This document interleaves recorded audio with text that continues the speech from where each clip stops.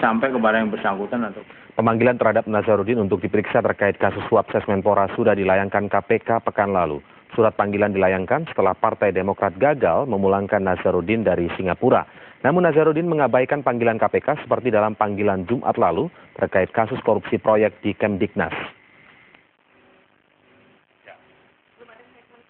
Peluru KPK dalam kasus dugaan pemberian suap kepada Sekretaris Kemenpora Wafid Muharam akhirnya ditembakkan kepada politisi Partai Demokrat Muhammad Nazarudin. Kepastian itu datang dari juru bicara KPK Johan Budi.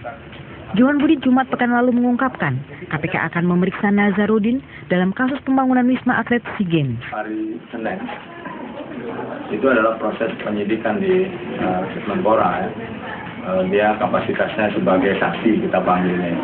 Tapi saya belum tahu perusahaan apa ya yang di proses penyelidikan itu. Kalau dalam kaitan dengan pemanggilan Pak Nazarudin dalam kasus penyidikan dugaan suap ke Kemenpora itu bukan terkait dengan perusahaan desender, bukan ya, bukan, jadi berbeda. KPK terbilang lamban menyasar Nazarudin karena 3 pelaku lain telah ditetapkan sebagai tersangka sejak lama. Mindo Rosalina Manulang mewakili PT Anak Negeri bersama Direktur PT DGI Muhammad El Idris tertangkap tangan ketika memberikan suap kepada Sekretaris Kemenpora Wafid Muharam 21 April silam. KPK mendapati barang bukti sebesar 3,2 miliar rupiah. Uang itu diduga untuk melicinkan PT DGI dan PT Anak Negeri dalam proyek pembangunan Wisma Atlet SEA Games di Palembang. Ketiganya langsung dijebloskan ke penjara dan ditetapkan sebagai tersangka. Dari mulut Rosalina meluncur pengakuan ia adalah orang suruhan Nazarudin.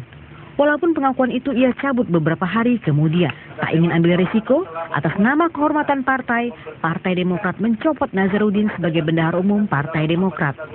Sebelumnya, Ketua MK Mahfud MD juga melaporkan adanya pemberian uang dari Nazarudin ke Sekjen MK.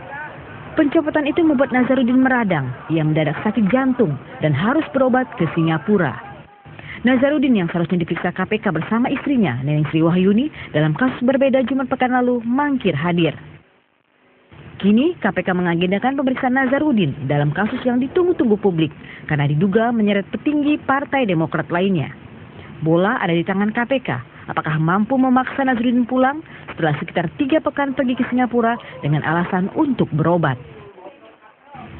Tim Liputan Metro TV.